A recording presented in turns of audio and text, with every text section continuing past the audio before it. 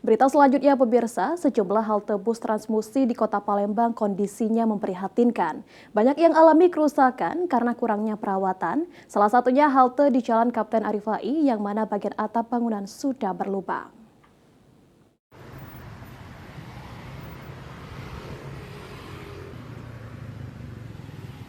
Kenyamanan para pengguna moda transportasi umum, khususnya Transmusi, mulai terganggu dikarenakan banyaknya halte yang rusak karena kurang terawat.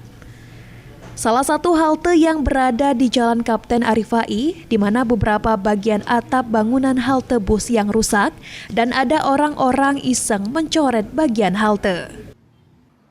Dengan kondisi tersebut, salah satu warga mengatakan, halte-halte bus yang rusak seharusnya cepat diperbaiki. Apalagi atap-atap haltenya sudah banyak yang berlubang dan mengganggu kenyamanan warga saat menunggu bus di halte tersebut. Kalau baca kita benar ke dak lemak kan ditengok bolong-bolong macam ini lama kan iya.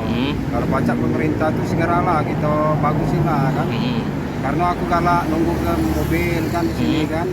Mak ditengok jadi jahat macam ini kan. Kalau baca kita benar ke pemerintah tu kan.